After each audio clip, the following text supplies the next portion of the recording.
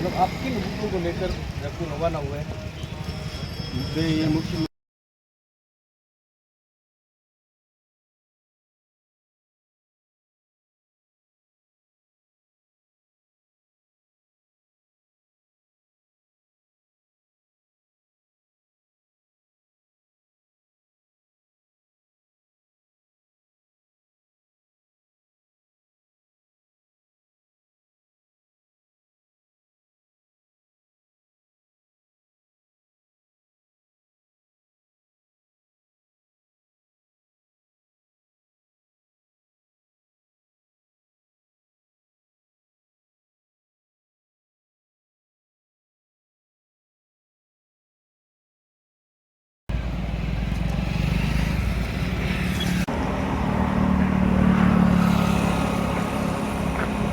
हाँ श्रीमान जी, क्या कुछ मुद्दे हैं? क्या कारण रहा होगा कि आप जो जयपुर के लिए पैदल कूच कर रहे हैं? पैदल तो मजबूरन होके जाना पड़ रहा है, क्योंकि हमारी यहाँ कोई सुनवाई नहीं हो रही है।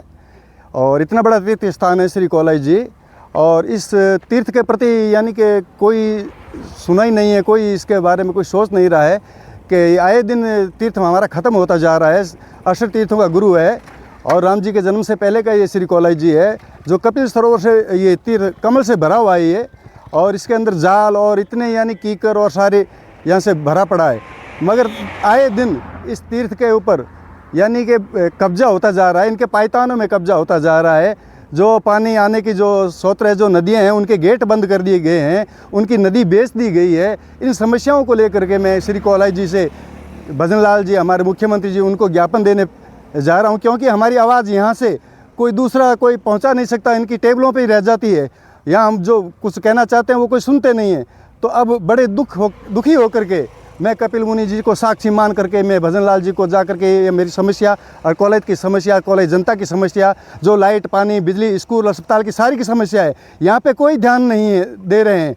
तो इस समस्याओं को लेकर हम दुखी होकर के हम अब ये मजबूरन ये कदम उठाया कि आखिर जाकर के हम पैदल जाकर के उनको सारी चीज़ अवगत कराएं, उनको बताएं मुख्यमंत्री जी को कि हमारे एक दफ़े कॉलेज आप पधारें, कॉलेज आकर के श्री कौलाई जी को तीर्थ को अपने आँखों से देखें कि क्या दशा हो रखी है। यानी इतने गहरे गहरे गड्ढे हो रखे हैं कि पूछो मत।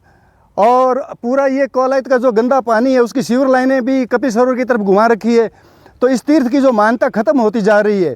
प्लस दूसरी बात यह है कि हमारे एक और भी समस्या है कि हम एक तरफ तो कहते हैं कि हम हिंदू हैं वो चर्चा करते हैं, मगर पूरे खेतों के अंदर करंट की झटके वाले तार लगे हुए उस पे यानी कि गायें, निर्दोषी पशु मरते हैं। तो इनके ऊपर भी रोक लगना चाहिए। और जो अवैध खनन हो रहे हैं, हमारे जो पुराने नाडी तालाब तलाइयाँ बने हुई थी बुजुर्गों के टाइम में, कुआं बावड़ी बने हुए थे, उनमें भी सारे भूमाफिया घुस गए और हमारी गोचर भूमि में भी घुस गए।